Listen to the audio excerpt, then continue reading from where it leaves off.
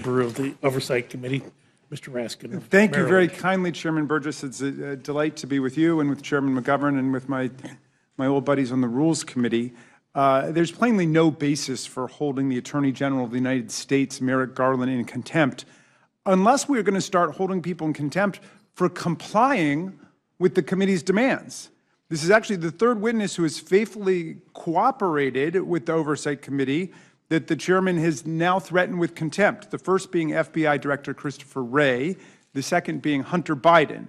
So this is the third time, and again, it makes no sense. Attorney General Garland and the Biden administration have consistently cooperated with the demands made by Chairman Comer and Jordan for information relating to Special Counsel Herr's review of President Biden. The Attorney General released the Special Counsel's report on President Biden in full. The DOJ made Special Counsel Herr available for multiple hours of testimony and examination before the Judiciary Committee, and he answered all of our questions. The DOJ also provided correspondence between the Department of Justice and the President's lawyers, documents referenced in the Herr report's appendix, and the transcript of the Special Counsel's interview with the President's ghostwriter, Mark Zwanitzer, in complete detail in response to the chair's requests. And the Attorney General provided us the full transcript of President Biden's voluntary 5-hour interview with the Special Counsel, all 250-plus pages of it.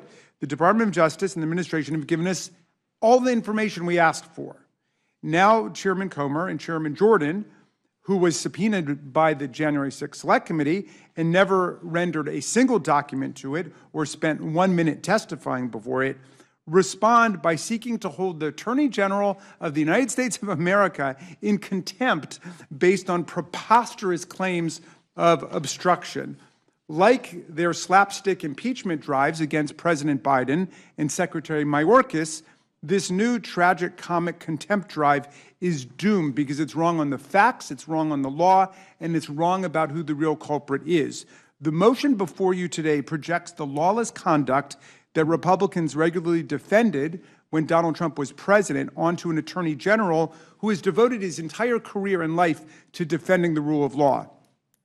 Unlike the Biden administration, which has cooperated fully here, the Trump administration refused to comply in any way with the 2019 impeachment inquiry into Trump's shakedown of Ukrainian President Zelensky. Trump ordered administration officials who were material witnesses not to cooperate with requests for interviews. In total, 12 federal officials absolutely refused to testify before Congress, 10 of whom blatantly defied congressional subpoenas.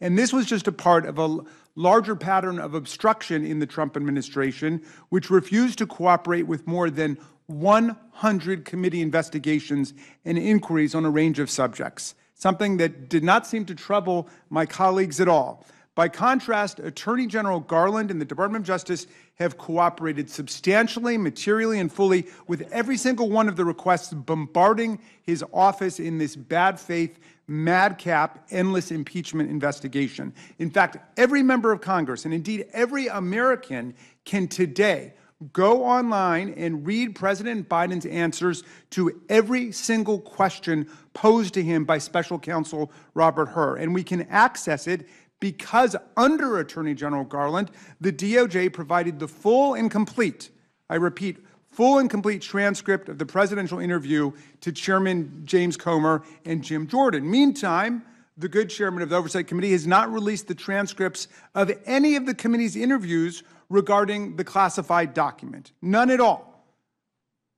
But Republicans have responded to Garland's striking good faith cooperation by trying to hold the Attorney General in contempt because they say they do not want to read the president's answers in the interview. They want to listen to the book on tape. In a last-ditch attempt to blame a cabinet member for the spectacular failure of their laughingstock impeachment drive, they have contrived an allegation that Garland has impeded their inquiry by preventing them from hearing rather than reading President Biden's interview with the special counsel.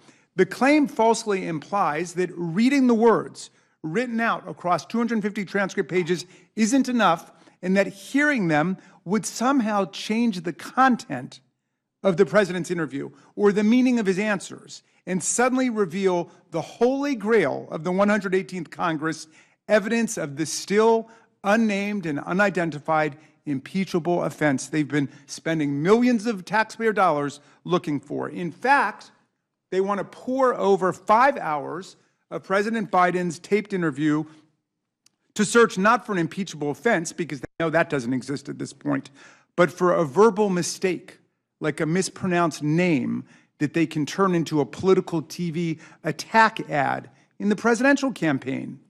And yet, even after weaponizing House committees for this nakedly political pursuit, after amassing nearly 4 million pages of documents and 80 hours of testimony from 19 different witnesses, and even with their robotic diligence in cherry-picking facts, distorting evidence, wasting taxpayer money, and echoing blatant Russian disinformation, Republicans still haven't found any evidence that President Biden committed a crime, much less an impeachable offense. Not a single morsel of evidence. The cupboard is empty.